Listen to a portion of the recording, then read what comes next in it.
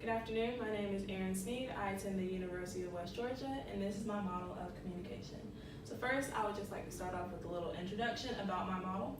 So as you can see, we have smiley faces on both sides. These represent the sender and the receiver. These are interchangeable, meaning that while one is the sender, the other can be the receiver, and vice versa. Also in the middle, we have the straight lines, which represent direct communication. On the outside are the indirect communication.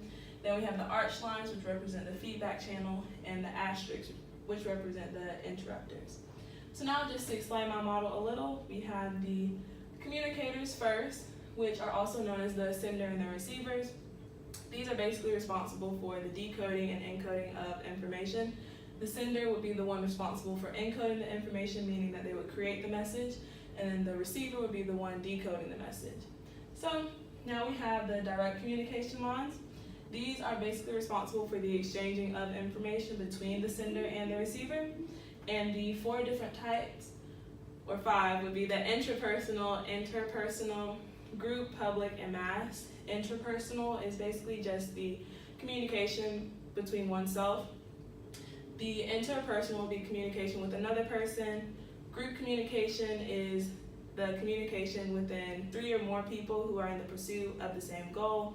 Public communication is when one person is responsible for relaying a message to an audience.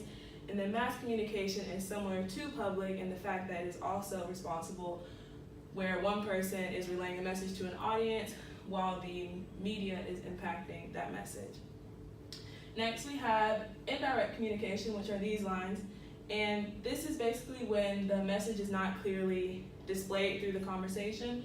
So this is when someone would be avoiding the main idea while they're conversing with another person. They would also be expressing facial expressions or maybe even different types of body language. So now we have the feedback channel, which are the arched lines above and below. These consist of responses between the sender and the receiver. So some examples of these would just be like messages, facial expressions, physical actions, anything that the receiver would like to send back to the sender after the sender has given them a message. So next we have the interrupters. These are the asterisks, which as you can see, I placed them all around as interruptions could happen anywhere at any point in time in a conversation. So this is really anything that interferes with the conversation, rather it be direct, indirect, or even during the responses. So these could be like noise, the atmosphere, or even mental aspects. So as far as noise goes, this could be background noise, like someone crying or something. The atmosphere could be just like a loud arena or anything. If you're trying to converse with somebody, let's say at a basketball game, it's gonna be kind of hard because everyone's yelling.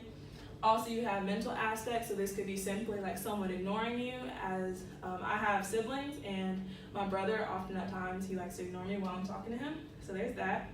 And yeah, basically this is my model of communication, and the difference between my model and the models that we express in class are really just that I feel like mine expresses more variety and also shows the reality of communication, as there are many interrupters while having a conversation, and then it also explains the difference between direct and indirect, which I think is quite important because often at times we are creating communication without realizing that we are doing so.